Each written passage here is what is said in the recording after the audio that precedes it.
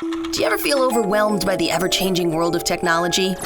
Tech It Out can help make some sense of it all.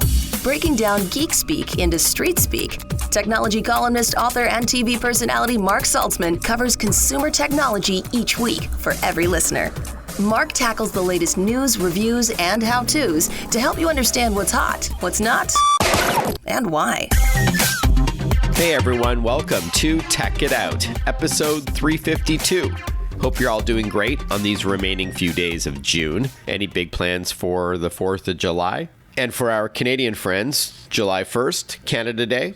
Well, I hope you're at least enjoying the start to the summer. I'm recording this week's show in a hotel room in New York, so I had a great week here. It was for business, but my wife Kelly came with me as I had a lot of downtime as well. It was really fun. All right, so hey, we have a great show planned for you today. We're going to kick things off with a look at keeping those awesome radio plays alive, the theater of the mind, with podcasts like Radio Retropolis. If you didn't grow up listening to these radio shows that were popular, well, truthfully, before I was born, you are missing out, as they're awesome stories, well acted and with sound effects, or Foley as they call it. And they're great to listen to on your smartphone or tablet because you can multitask. You can be walking around an airport listening to these shows, and you conjure up the image in your mind, you know, or at night you can turn the lights off or close your eyes in bed and listen to an awesome story. So we're going to chat with Jim Romanovich from Radio Retropolis. After that, JobSnap is an app that pairs homeowners with those who can do some work for you around the home, like painting or renovating, organizing or moving your stuff, and so on and so forth.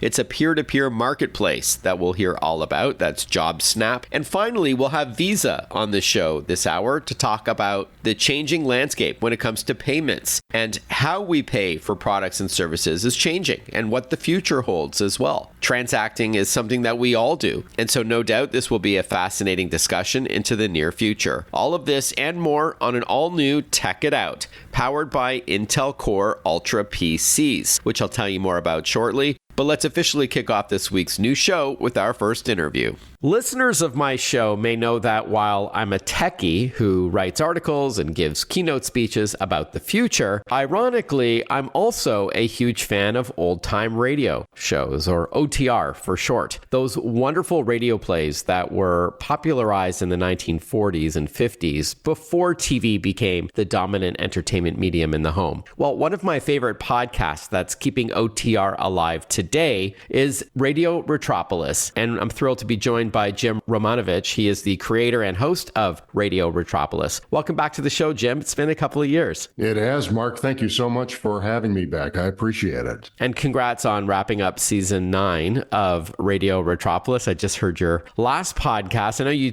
typically take a bit of a reprieve in the summer, so thank you so much for carving out some time to chat with us here. Oh, no problem. Now, before we talk about your work with Radio Retropolis, please remind our listeners what OTR is exactly. Old-time radio plays. Yeah, I'm glad. Now, you and I, we've talked about this in the past, and I have a real aversion to the acronym of OTR, because I think it has sort of the same connotation as calling Bon Jovi a hair band. People do, but you know, they're more than just that. Sure. And when people put hair band in it, and I get OTR, and it's what it's known to be for old time radio. And that era from the 30s to 1962 is considered the old time radio era. But when you're trying to address new audiences with that, when they hear words like old time, it's like they start thinking that they're going to be watching, you know, moving pictures on a kinetoscope with a calliope playing alongside or something. Right. So, and that's what I'm trying to avoid with a lot. Fair enough. And I did call it classic radio for a period of time. And I found kind of the same thing with that people kind of pigeonholed classic into a 50s, 60s sort of sitcom kind of thing, like Munsters and Gilligan's Island classic television. So I try to make these as relatable as possible to people of all ages. And so what do you call it? Golden age of radio, or just radio plays? Well, I just call mine, if I'm doing Superman, I call it the Superman Radio Podcast. If it's the Shadow, it's the Shadow Radio Podcast.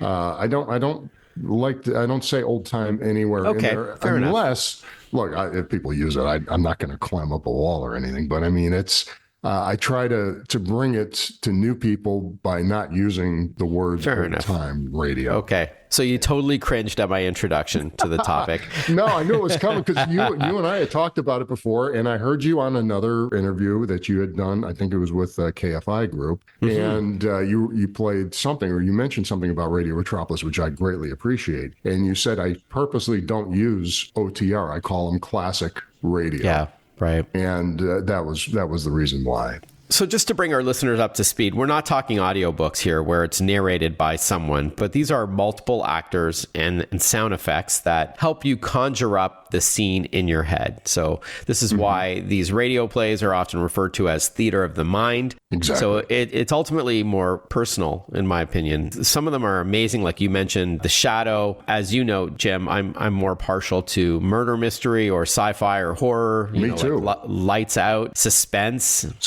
Inner Sanctum, all those, yes. Yeah, love it. And you're right that some date back to the 30s as well, like Weird Circles, also another older one. But there's also comedy plays. Like, I mean, there's also like the skits like Abbott and Costello, and Jack Benny had a successful radio show for a while. Sure. So before he migrated over to TV, like many of the other stars at the time. But I try to avoid those. And they're all great to listen to. But to do commentary on them, it's hard to do that because you start repeating yourself quite a bit because most of the stuff, the routines they do in their movies and so forth. Some of the humor is a little difficult at times, like with Jack Benny, and a lot of it is the visual takes that he had as well. Yeah. Some of it's a little dated. I agree with you. Like, sticking with Jack Benny, for example, it was the cliched, the black butler. Yeah, Rochester. The Irish cop, or calling women dames, which is horribly outdated, right? There were some other things that we would deem as politically incorrect today, other stereotypes. And I do talk about that because it's interesting how, those are addressed, because that's, I talk about that these radio dramas and some comedies, but mostly the radio dramas reflect the time, the historical moment in time, much, much more than a newsreel or a newscast or whatever, because the newsreels and newscasts are all from somebody's vantage point of, hey, this is what's happening here, and they're telling you what's happening. So they're kind of giving you the surface. What dramas do of that time, if you're listening even to the Superman dramas or to The Shadow or whatever, they are giving you behavior. And in the behavior, you get a real sense of the time and how they addressed people and what they thought of people and of the times, especially with Superman in the era I just covered with 1946, which was the post-war, and everything was post-Nazi, and it was all about anti-Semitism at that time, which was, of course, still very topical today, and unfortunately. That is for sure. Unfortunately, 100%. Right. Okay, so that's a great segue to talk about Radio Retropolis. This is a podcast you created and host, and you sort of pick your favorite series of radio, like Superman or Inner Sanctum or Suspense. But take us from there. What is it exactly you do with Radio Retropolis? Well, with Radio Retropolis, what I do, as opposed to what I see there's a ton of other podcasts, and I don't mean to be derogatory there, because I appreciate each and every one of them that puts this stuff out there, because I want anybody and everybody to hear it, no matter where they hear it from. But in order to make what I do valid for my time and for what I think would be a great experience, is to really talk about every single episode. And it could be gossipy stuff like what happened behind the scenes with the actors that they used at that time, why a certain actor wasn't used, talking about the products that were in there as well too. The historical reference of that time is also the cheesy very, commercials, very all the cheesy commercials, cigarette smoking jingles.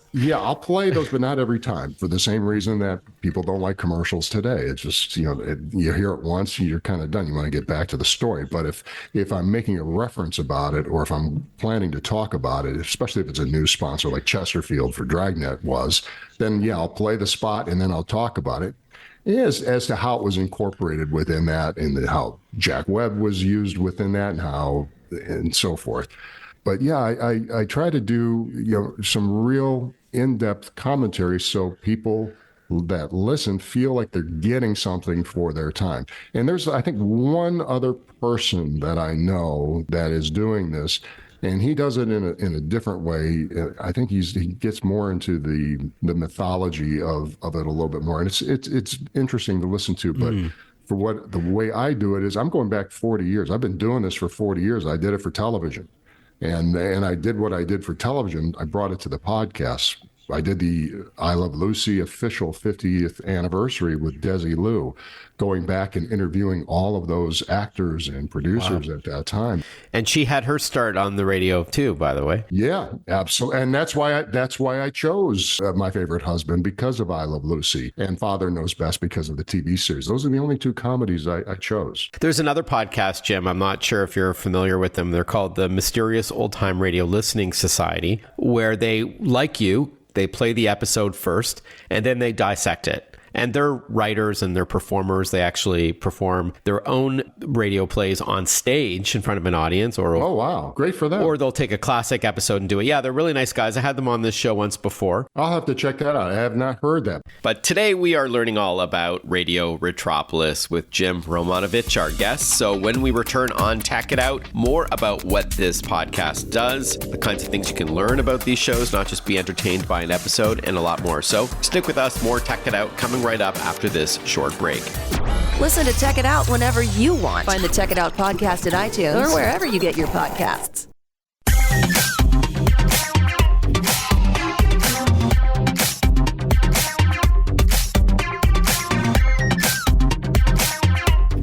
Welcome back to Tech It Out. A huge thank you to Intel for your awesome partnership. Last week on Tech It Out, I promoted the Facebook live chat that ran last Sunday, and we had amazing turnout, over 4 million total views between the different platforms. It wasn't just Facebook, but also YouTube and others, where I answered your questions about what to look for in a new PC. We focused on the AI PC that Intel is spearheading with its Intel Core Ultra processor family, which includes a CPU, the brains or the engine that drives the computer's performance, a GPU for graphics, and now an NPU or neural processing unit to handle AI tasks on the device itself. And all the benefits around that is what we covered on the Facebook chat. And we gave away a laptop to a lucky winner, an Acer Swift Go laptop. So we'll do more of those throughout the year. I'll keep you up to date on those if you want to be part of that Facebook live chat and be eligible for that giveaway. But a huge thank you to Intel, intel.com/AIPC. For more info, that's intel.com/AIPC. We are chatting with Jim Romanovich from Radio Retropolis,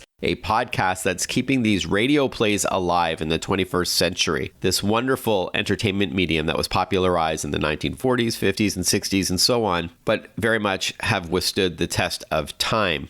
And I am going to ask you about monetizing this, by the way, Jim. But this is a free podcast that you can subscribe to on your favorite platforms like Spotify or Apple Podcasts or iHeart and so on and so forth, Amazon Audible. And you produce a lot of content. When you do have your seasons, you're taking a bit of a break. But there's almost one a day or every other day, right? Well, yeah, that's true. Boy, I just did Pat Novak for Hire. I loved it because it's such a great drama, but it's of its time. I don't know that one. Yeah. Oh, Jack Webb right before he did Dragnet plays kind of like a shady character, but it's written so well and biting as well, with Jack Webb's sort of satirical, sort of biting humor with that. And Raymond Burr was in it as well. So yeah, he plays a con guy. So it's a different role than the Joe Friday, but I only had 19 episodes, and that's all they did in the second run of that, which led right up to Dragnet.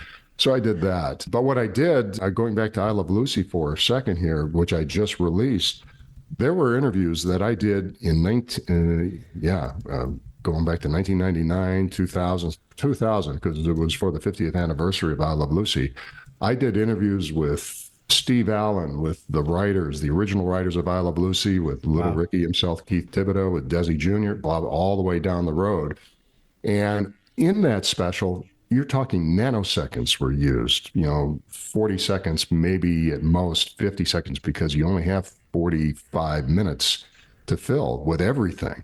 So you have all of these interviews and you're only going to use pieces of it. So I had all of this great content. I'm talking hours of content never heard before. And I created 10 to 12 podcasts of the I Love Lucy interviews that had never been heard in 30 years now. So, Awesome. so that's what I released last year. So is this a labor of love for you, Jim? Oh, for sure. So you're not monetizing Radio Retropolis? Well, I have. I did set up a Patreon page recently, fair enough. And that will be for previously run content, and if I do something special or unique. But no, I don't monetize Radio Retropolis. It's very, very tough to do that unless you're getting donations, and which I think most people do in my line of work here. They work off of donations, I think, for the most part. I don't ask for those. I just want people to hear it, and if they want to go to my Patreon page, it's $1 a month. To listen to everything they want. They can listen for a month and quit. Yeah, I don't care. I don't make money. I don't make money. That's awesome. Well, so not only are you a historian of sorts, but an archivist. Yeah, it's when I started doing the show back in 2015, season 1.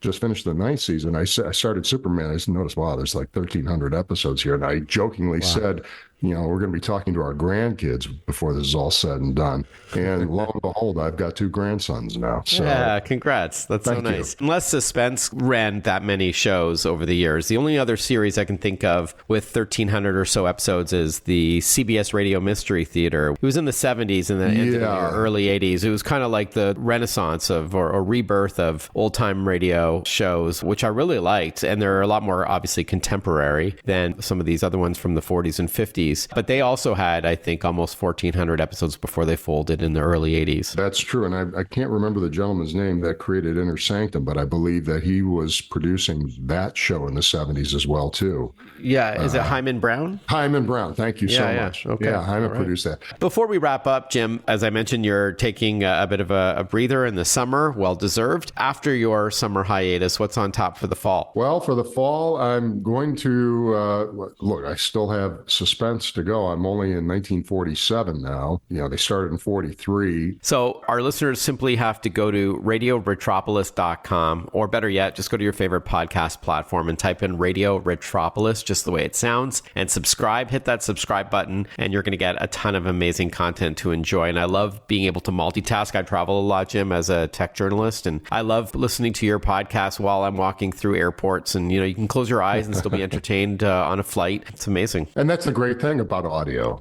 because as you mentioned, theater of the mind is so powerful, and I appreciate that. All right, Jim, thank you so much again. RadioRetropolis.com, or just again, hit that subscribe button at your favorite podcast platform. That's right. And also, if you want to go to and get all the archival, all the past podcasts, it's on our Patreon page. So just go to Patreon and type in Radio Retropolis, and you'll be able to sample stuff. Patreon.com, and just type in Radio Retropolis. That's it. Jim, great to chat with you. Jim Romanovich has been our guest. Thank you so much for carving out some time to chat, and enjoy your summer. And I look forward to hearing new episodes in the fall. Thank you, Mark. Appreciate it. Have a great summer. We'll talk to you soon.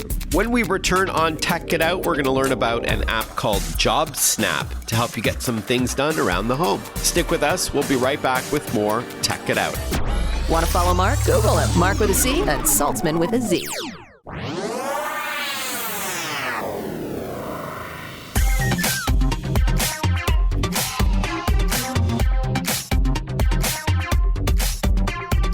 Breaking down geek speak into street speak. This is Tech It Out. Tech It Out with technology columnist, author, and TV personality Mark Saltzman. Welcome back to Tech It Out. Need some work done around the home? Well, an app called JobSnap may be able to help. As we hear from James Albis, he is the founder and CEO of JobSnap. Thanks for your time today, James. Good to chat with you. Yes, Mark. Thanks for having me today. Why don't we dive right in? At a high level, tell us what JobSnap is all about. Sure. JobSnap is a simple mobile application that allows two sides of the market to connect. So from the homeowner side, it's very simple. You simply snap a photo of what you need to get done. You describe some context around that photo. Then you post it using the app. That app or that post quickly goes out to local service providers or gig workers. And I'm characterizing those people who have the skills, the time, the equipment, and the motivation to actually get those jobs done. And the best thing about the app is that it connects you directly with the two sides. So what we don't do is we don't get in the middle of the job, meaning the conversation, the job itself, the payment gateway, or any of that. And then on the flip side, if you're a service provider who has the skills, who has the time, who has the equipment and the motivation, you can build your profile within the app, showcase your equipment, your reviews, and everything about you to be that brand hero. So then you in turn can connect directly with those people who need your jobs done. Got it. So you're a matchmaking service between homeowners and those who can provide services. I'm assuming everything like painting, fixing a toilet to small renovation jobs, that kind of thing? Yeah. Okay. But actually, we're a little bit more than that, Mark. I mean, the app has a lot of flexibility that dovetails on the periphery of services that even are adjacent to jobs within the home or the apartment. For example, let's say, you're a great guitar, teacher or a ballroom dancer teacher, or you potentially could take someone to the airport. Oh, I see. The app has the flexibility to theoretically use those skills that fall outside of the home. So it has a lot more legs to it than within the home services category. Thanks for that. Yeah, I thought it was tied exclusively to home improvement kind of thing. Yeah, no. So where is JobSnap available today? And can you walk us through how it works as a homeowner from start to finish? Yeah, sure. Absolutely. We are a national app. The app is available in the Google Play Store or in the Apple Store. So, it is an app that if two people decided to connect,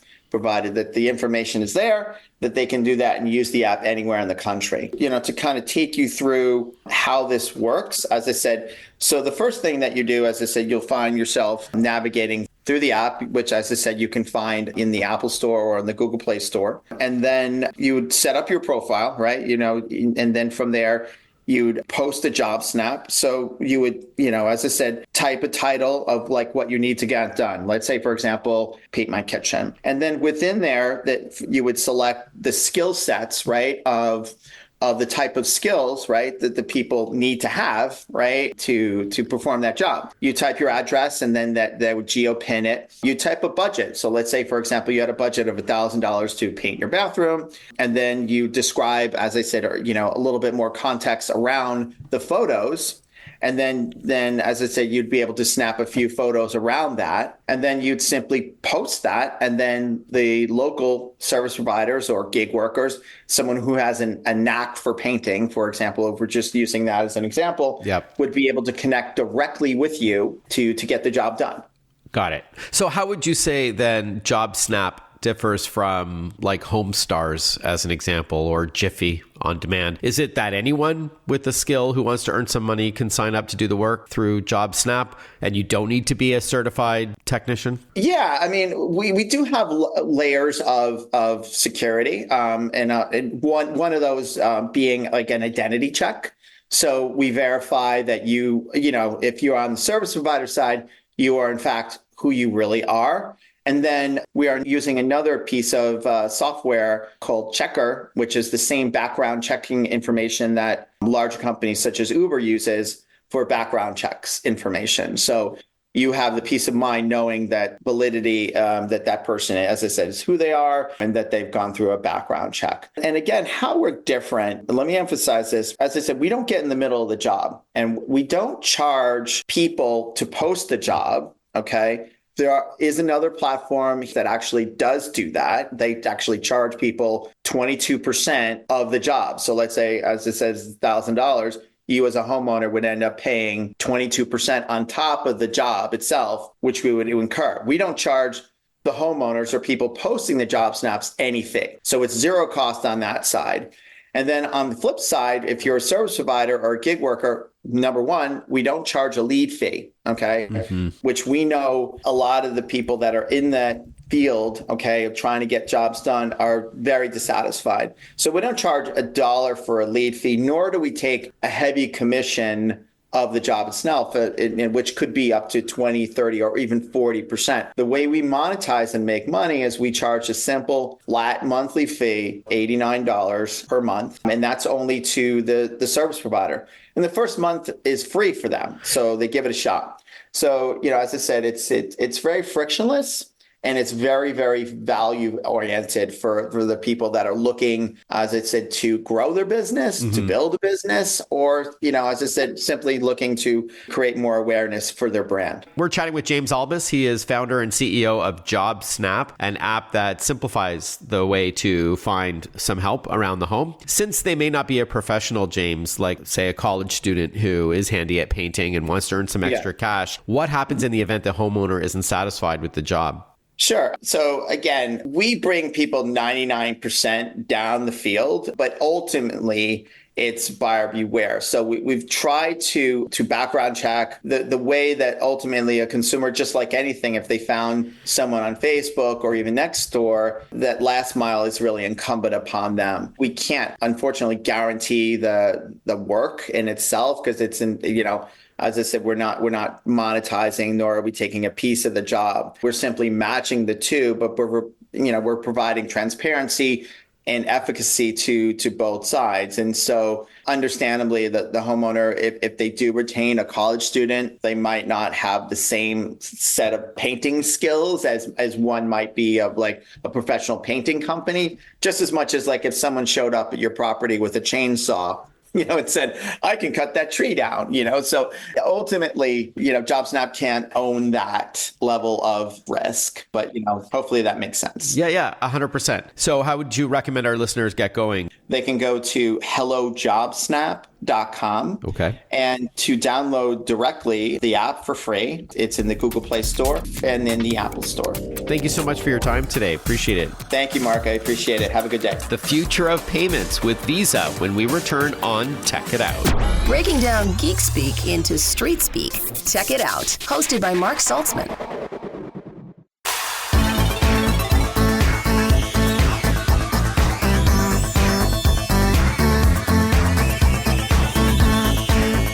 Welcome back, everyone. You're listening to Tech It Out. We're going to now chat about something we all do, shop, and how we pay for things at retail and online is evolving. Who better to chat with about the future of commerce than Visa? Thrilled to have on the show Mark Nelsen, Head of Consumer Payment Products. Thanks for your time, Mark. Appreciate the time to chat with us today.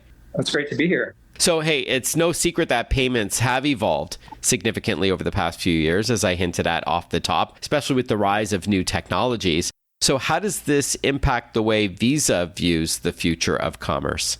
Yeah, it is amazing. We often say that payments has evolved more in the last 5 years than it did in the last 50 years. Wow. And the new technology, as you mentioned, such as mobile payments and digital identity and Gen AI, there are so many technologies we can now use that really lets us build capabilities and products that allows for more personalization, more seamless transactions, safer payments, and it just allows for consumers to have the right way to pay at the moment that they're making a payment. It's really just exciting we get really excited about the future of payments in general. It's obviously not a one-size-fits-all scenario. As long as we're not trading security for convenience, I'm game.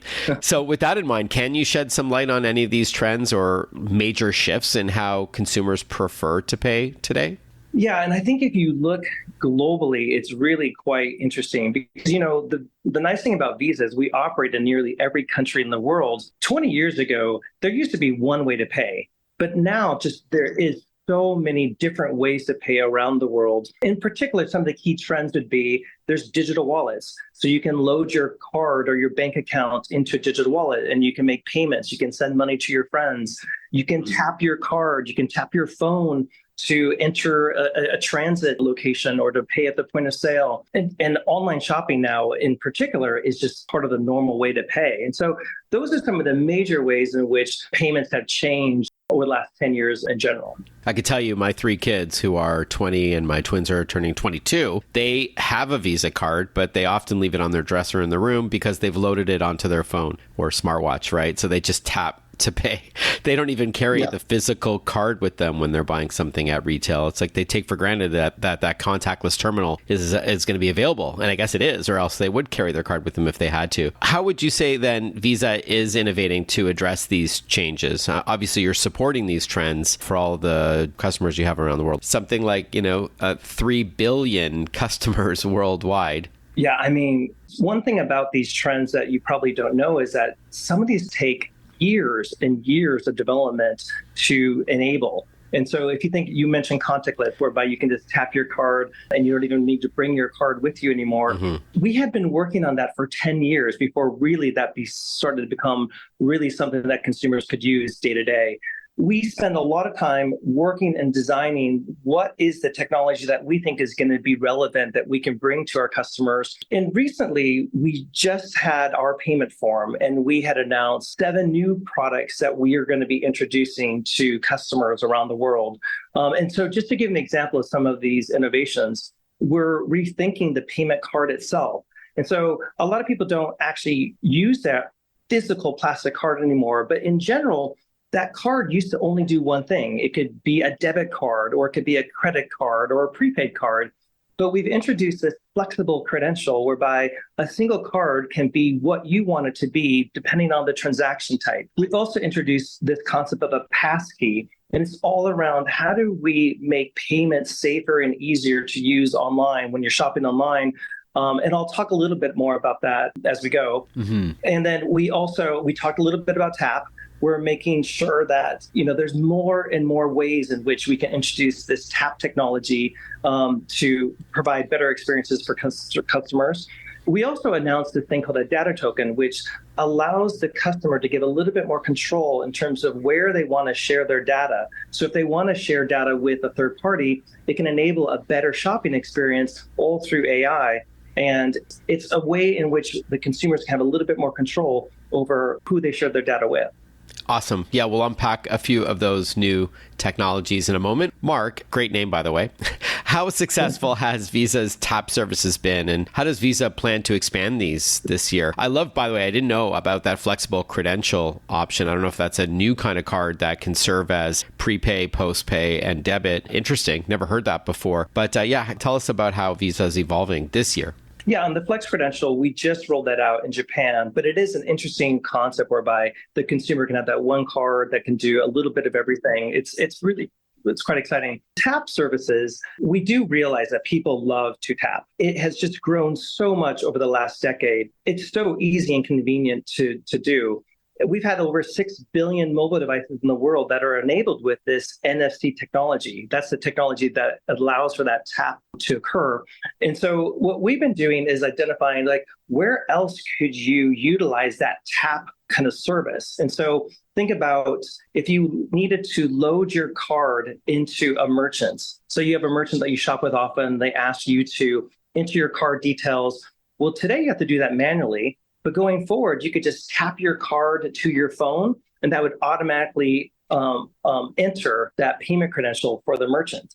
So you can tap to add a card. You can tap to confirm your identity. So let's say you have to verify who you are. You're shopping online. They want to verify your identity. You could just tap your card against your phone, and that would allow that verification to occur. You could also tap to pay a friend. So let's say you owe someone some money. You could enter the amount you owe them, tap your card, and you could go and send money to someone that you know. And so there's multiple ways in which we'll extend this tap service to other use cases just to make it easier for consumers to pay. Wow, very cool. More with Mark Nelsen from Visa on the future of payments when we return on Tech It Out. Stick with us. We'll be right back. Follow Mark Saltzman on Facebook, on Twitter, on Instagram. Listen to Tech It Out whenever you want.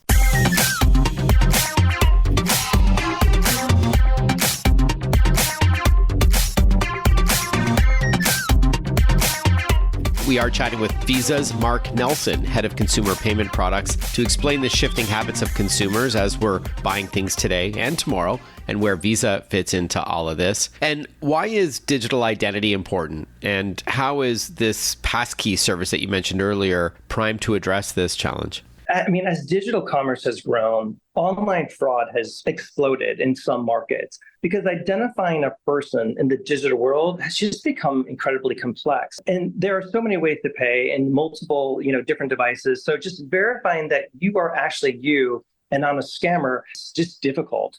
There's a lot of things that happen behind the scenes to help us prove that you are who you claim to be. But a lot of that actually slows down the experience and it makes it clunky. For example, you probably have at some point in time, when you're buying something, you've been asked to enter a one-time code to verify that you are who you are. Yeah, like a multi-factor authentication. Exactly. And so everyone's kind of gone through that, and it works, but it can be clunky. But, because everyone is carrying on these devices that are enabled with biometric technology, like your cell phone, that you can use facial recognition or a fingerprint to verify yourself. So we designed this passkey service that lets you use that technology that you have that today you're using to unlock your phone. You can use that same technology to verify you when you make a payment. And that is what passkeys enable. So when you go and check out, you'll simply scan your face or enter your fingerprint, and the payment will be done. It's super seamless. Yeah, love it. I know a lot of cybersecurity experts are saying that passkeys are replacing passwords, especially when you fold in biometrics, like you said, part of your body to identify you securely. Love it. Before we wrap up, Mark, you had talked to us a bit about tokens. If I'm not mistaken, Visa recently announced the issuance of its 10 billionth token. So what are tokens, and how is Visa enhancing them to give your consumers more control over their data? Yeah, tokenization, we feel it's one of the most significant payment innovations in the last decade. And it's interesting because it's something that is completely invisible for consumers. They don't know that this is happening. It's all behind the scenes. And a token, really, it just replaces your sensitive account information, like the 16-digit account number that's found on your card. We replace that with a unique digital number. And so it allows the payment to be processed without exposing actual account information. And so it's harder for that data to be compromised and stolen and then used fraudulently. And so tokens have really helped us reduce fraud significantly in payments. It's been a foundation of a lot of our new innovations. And it's inspired us to think about new ways that we can leverage this technology as well to create even better commerce experiences, especially as AI becomes more prevalent in our lives. And I had mentioned data tokens. And so data tokens is an extension of what we've done with payment tokens, and it gives people more control over their data. And so if you wanted to opt in and say to a third party, a merchant or marketplace, that you're willing to share your information about, your preferences, where you like to shop, what's your kind of general budget, it allows you to create that ability to share that data with a merchant. And our data token then provides the consumer with transparency and visibility. And they can also then say, hey, I no longer want this third party to have access to my data, so they could revoke access as well. So it starts to get the consumer a little bit more in the driver's seat over how their data is used online. And ultimately, we think that will be incredibly valuable for the consumers as we head into this world of Gen AI everywhere. Yeah, we didn't even talk much about AI this time around, Mark, but would love to have you back on the show. And speaking of which, I find this topic fascinating. And as I said off the top of our interview, it's something everybody does, shop, whether it's at retail or online, and it is changing. So is there a place we can learn more, Mark, about some of these technologies you've chatted with us about? Yeah, I would just go to the Visa website, visa.com, and it has information about a lot of these things, a lot of the things that we do to make payments secure and safe and convenient. So I would just direct consumers there. Okay, visa.com. Doesn't get much easier than that. All right, Mark, thank you so much for your time. Really appreciate it. Have a fantastic summer. Thank you so much. All right, for the minute we have left of this week's Tech It Out, I do like to remind listeners to properly and regularly back up your important files to an external hard drive, like one from SanDisk or Western Digital, two brands that I trust, because you never know. You never know what can happen to your computer, and it's the worst feeling when you realized irreplaceable photos or precious home movies or important documents are just gone. That's it. So I set mine to automatically back up every night at about 3 a.m. I use Acronis for Western Digital. It's free software that backs it up to an external solid state drive. I highly recommend doing that. And speaking of computers, a huge thank you to Intel for your support. Intel Core Ultra PCs are ushering in this new AI PC revolution. You won't believe what your next laptop can do. Head on over to intel.com/AIPC to check out not just all the form factors and brands that support it, but all the amazing experiences you can expect, whether it's for work, play, to create, or learn. Intel.com/AIPC. Have a fantastic rest of your day, everyone. A safe holiday next week, and I look forward to catching up with you next weekend for another episode of Tech It Out. Bye-bye for now.